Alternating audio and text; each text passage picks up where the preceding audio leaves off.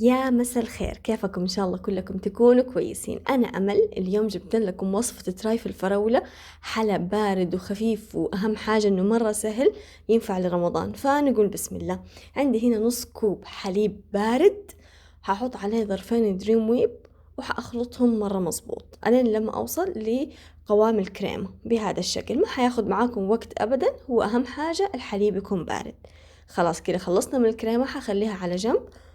وعندي هنا فراولة قطعتها شرايح بهذا الشكل، وسويس رول الجاهز بنكهة الفراولة برضو قطعته شرايح، وبسكوت شاهي العادي، ومربى فراولة، وآخر حاجة دانيت بالفانيلا. هذه هي مكونات الترايفل.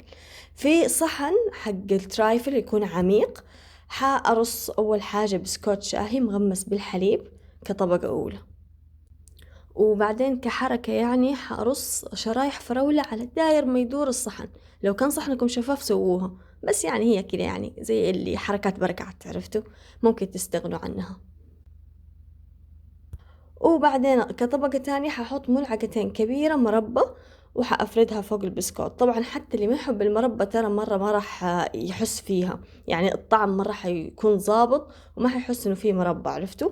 بعدين الطبقة اللي بعدها ححط علبتين من دانات الفانيلا او اي بودنج، اللي هي البودنجات الجاهزة لنفس هذا الشكل بالفانيلا اخذت. وبعدين الطبقة اللي بعدها حأرص شرايح السويس رول. طبعا السويس رول العادي هذا أنا أخذت بنكهة الفراولة، ممكن تاخدوا فانيلا إذا ما لقيتوا فراولة. الطبقة اللي بعدها ححط نص كمية الكريمة. أنا حأكرر الطبقة على مرتين بس. المرة الثانية يعني حأكرر الطبقات: البسكوت الشاهي المغمس، بعدين مربى، دانيت الفانيلا، سويس رول، وآخر حاجة بقية الكريمة. ودحين جاء وقت التزيين. شوفوا التزيين كان المفروض اني اسوي حاجة على كامل السطح، خاصة انه الكريمة ما كانت متساوية معايا. فطبعا عندي الفراولة كانت زايدة عندي كتير، رصيتها بدا الشكل.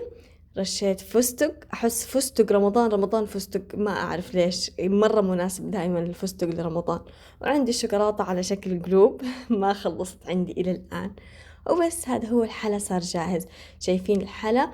مرة سهل مرة، يعني بس كده حط فوق بعض وخلصنا. أهم شيء إنكم تقدموه بارد. أحس الترايفل عموما مرة مناسب لرمضان، يكون حلا مرة خفيف وبارد، وما راح تحسوا فيه إنه كتم على نفسكم، عرفتوا؟ وبس جاء وقت إني أغرف. وانتوا تعرفوا كده كمان الترايفل يتغرف بمغرفة الأكل مغرفة الرز، بس شيل بف حط. وبس هذه من الحلويات اللي مرة لذيذة، اللي ما ينطفش منها من جد، نفسي كل أحد يذوقها. ولو تبغوا أفكار لحلويات رمضانية حخلي لكم في الوصف قائمة تشغيل كاملة لحلويات رمضانية. وبس هذا هو الفيديو حقي لليوم، إن شاء الله يكون عجبكم، ولا تنسوا تلايكوا لي هو. وبس.